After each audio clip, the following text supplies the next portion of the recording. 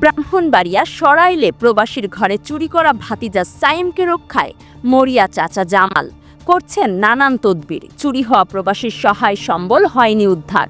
স্থানীয় মুরব্বীদের ম্যানেজের চেষ্টা করছে জামাল।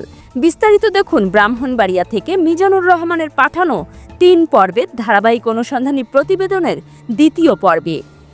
ব্রাহ্মণবাড়িয়া সরাইলের চানমণিপাড়া গ্রামে প্রবাসীর বাড়িতে সংঘটিত ১৩ লাখ টাকার চুরির ঘটনায় মূল অভিযুক্ত সায়েম মিয়া ও তার ভাইদের নিরাপত্তা ও পৃষ্ঠপোষকতা দিচ্ছেন তাদের চাচা জামাল মিয়া।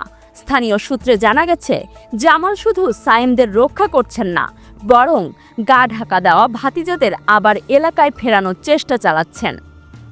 প্রবাসী ভুক্তভোগী জসিমউদ্দিন বলেন, চুরি হওয়া মাল ফেরত দেওয়ার লিখিত প্রতিশ্রুতি দিয়েও তারা তা ভঙ্গ করেছে। এখন জামালের প্রভাবে মামলার অগ্রগতি বন্ধ হয়ে গেছে। সেটা হলো জামাল গতকালকে আমার সাথে সাক্ষাৎ করছে। সে তার বক্তব্য তাকে ফাঁসানো হচ্ছে বা হয়েছে, সে এটার সাথে যুক্ত ছিল না। আসলে এই বিষয়ে আপনার বক্তব্য কি? ওকে জোরপূর্বক ফাঁসানো হয় নাই। ওইখানে চেয়ারম্যান আছে, আমাদের এলাকার মেম্বার আছে, আমাদের এলাকার ময়মুরবির আছে, সবাই মিল্লা ওকে না শুধু ওর শাস্তুল ভাই, জামাল ভাই, তারপর শাস্তুল ভাই, আমাদের এলাকার আরও 4 জন মিলিতভাবে এরা 3 জনের জন্য সময় নিয়েছিল। কিন্তু সময় নেওয়ার পরে স্বীকারোক্তি আসছে যে আমি মাল কিছু উদ্ধার করছি, আমি মেম্বারের কাছে বোঝাই দিমু। তারপরে 2 দিন পরে সে বাতিজারে পুলিশের কাছে যে কোনোভাবে ধরাই দিয়ে সেরা তো পুলিশের কাছে আমার মামলার কাছে জড়িত করাই দিছে। নামে সাদাবাদী মামলা দিছে। কারণ এই চুরির ঘটনার আগে না পরে দিছে? চুরির ঘটনার পরে আমি মামলা করার পরে। আপনি মামলা করার পরে তাই এসে আপনাকে চাঁদাবাদী মামলা দিছে, এই তো? আমার কাছে সাদাবাদীর মামলা দিছে। আমি ভাই বিদেশ থাকি কত বছর ধরে, আমি আসছি চুরিতে, আমি সাদাবাদী কিভাবে করব? এলাকাবাসীর অভিযোগ, জামাল মিয়া দীর্ঘদিন ধরে এলাকায় অপরাধীদের আশ্রয় প্রশ্রয় দিচ্ছেন। শুধু চুরি নয়, দখলবাজি ও ভয় দেখিয়ে প্রভাব বিস্তার তার বিরুদ্ধে পুরনো অভিযোগ। এবার চুরির ঘটনায় সরাসরি ভাতিজাদের পক্ষে অবস্থান নেওয়ায় তার বিচার দাবি আরও জোরদার হয়েছে।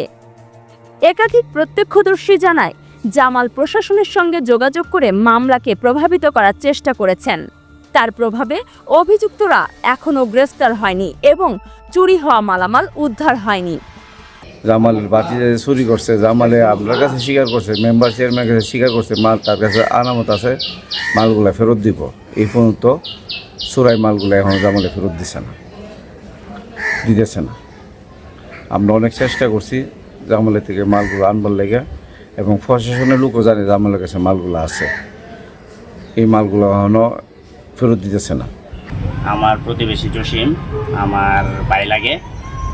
কয়েকদিন আগে এর ঘরে চুরি হয়েছে এবং এই চুরির বিষয় নিয়ে মামলা মোকদ্দমা হয়েছে। তারপরে নিউজ টিউজ হয়েছে অনেক কিছু, কিন্তু কোনো বিচার পাইছে না। বরঞ্চ এই চুরের প্রতিবাদ করতে যায় আমার 2 ছোটো ভাই সহ উল্টা মামলা খাইছে, চাঁদাবাদী মামলা। এবং ভুক্তভোগী জসিম, যার ঘরে চুরি হয়েছে, সেও এখন শুনতেছি উল্টা মামলা খাইছে। মামলা করছে কে? মামলা করছে এই যে জামাল, চুরের চাচা। এলাকার সচেতন মহল বলছে, জামাল মিয়াকে বিচারের আওতায় না আনলে এ চক্রের দৌরাত্ম্য বন্ধ হবে না। অনেকেই ইতোমধ্যে তাকে চোরের পৃষ্ঠপোষক আখ্যা দিয়ে দ্রুত গ্রেফতারের দাবি তুলেছেন। চাচা বলছে চুরে তার কাছে এই মালগুলি সে আইসা কোন জায়গায় রাখছে মালগুলি, বলছে কোট্টাপাড়া কার কাছ থেকে যায় আনছে। আমার কাছে বলছে যে একটা কম্বল এত চুরি হয়েছে না, তো যে তারা কইতেছে এত তো চুরি হয়েছে না, চুরি তো আরো কম হইলে যেটা হয়েছে এইটু আপনি ফেরত দেন, দিয়া কম বেশি করে যেটা দেন, দিয়া মাপটা ছায়া কোন যে এইগুলি বলেছে আর করতাম না, আপনারা একটা করেন, তা আপনি মাল আপনার কাছে রাখবেন কেন, আপনি মাল ফেরত দেন। ভাইয়ের সাথে কথা হয়েছে, উনি বলছে যে আমরা সর্বোচ্চ চেষ্টা করতেছি জামালরে এই ধরার জন্য, জামালরে ধরলে মালগুলি উদ্ধার হবে। তখন বলছে যে না ভাই এই বিষয় না, বিষয়টা হলো হের মা উল্টা আমাদের জন্য একটা চাঁদাবাজি মামলা করছে। পরে মামলাটা দেখলাম, এরা 3 জনের নাম দিয়ে একটা চাঁদাবাজি মামলা করছে।